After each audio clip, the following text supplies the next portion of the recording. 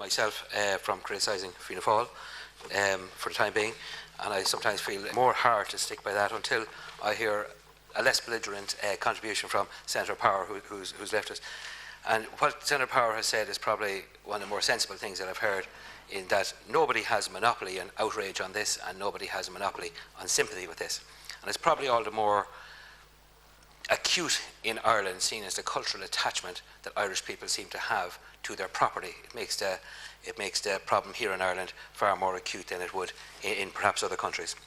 But I think it's important to say at the outset that there are some people who can't pay their debts, and there are some people who won't pay their debts. And it's important to recognise that, and the Law Reform Commission recognises it, that these may not be two distinct groups. They might be points on a dichotomy between one and the other position, where people juggle their personal finances to offset one debt against another. And I think it's very important that we say that. And it's the people, of course, who can't pay their debt are the people who deserve and require the support of the state. And it seems strange to me, Minister, that only yesterday the energy regulator announced that he was making a provision where energy suppliers could refuse to deal with customers from another energy supplier who were in debt over €250. The surprise to me isn't really the decision itself, but the surprise to me really is that he felt it necessary to make such a decision. And it surely indicates something happening that might not be obvious in an awful lot of households across the country, where one of the most basic things that people need is heat and light and fuel, and yet it does seem that people are coming under such pressure in this regard that the energy regulator finds it necessary to make such a statement. I suppose the previous administration was almost faced with a paralysis in this regard, and I accept that the moratorium was put in place, and it does seem that our own administration is a little hesitant in this direction too. And you have explained, and I accept that it's a very complex issue, and that there are a host of crises upon us. And I think it's important now that we actually get down to business and sort this out once and for all. There's nobody saying this is going to be easy, because it certainly isn't.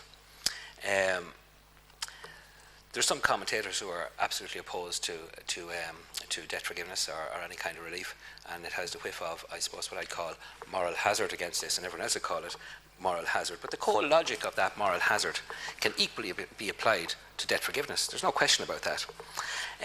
There seems to be some confusion as well between the pressures of indebtedness and also the issue of negative equity, and they're not the same issue, they're two different ones. The moratorium on repossessions is a good start, but it's only a start, and the involvement of MABs in this as well is also a good start, but it is, again, only a start. And to see them as solutions are completely simplistic. We need, I suppose, to look at the balance sheets of the banks, and this is really what the main crux of the problem is. And maybe in our rush to protect the balance sheet of the banks, we might be missing the social implications that are at play here for a great number of people.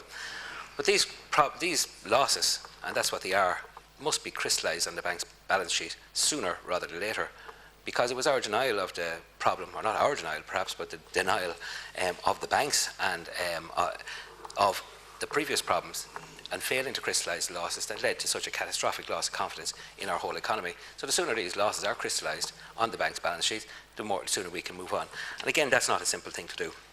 They will be crystallised, and they have to be, to restore confidence in the country, and we need to face up to the reality of this before we can move onwards at all.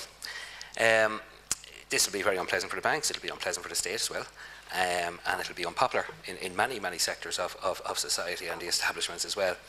But I suppose there's lots of different models, and Cedra Hayden has referred to the Scottish model. The American model on debt forgiveness and personal bankruptcy is an interesting model as well, in the home of capitalism in its reddest in tooth and claw country. They have a very lenient and forgiving level of personal indebtedness forgiveness. I suppose their Mortgage Forgiveness Debt Relief Act and Debt Cancellation Act of 2007 precludes income from being taken to discharge bankruptcy on the principal mortgage, on the principal residence only. But there are lots of issues. No simple answer, and not one answer will solve this problem. It'll have to be a multitude of lots of them. And we've spoken here about shared equity, either by the state or by the banks even, or by local authorities perhaps. We talk about shared ownership, the Scottish model, as Senator Hayden has said. A level of debt forgiveness has to be in here. However that's structured requires a lot of thought. Professor Crown indeed has some very interesting things to say about it, and I commend him for his contribution here. But I do think, and Senator Power referred to it as well, that we've getting off to a good start in this debate here in this chamber, because a cross-party approach to this is what's needed. Like I said, there's no monopolies here. We can sit down. It'll be good. It'll be good for this House to be seen to working together.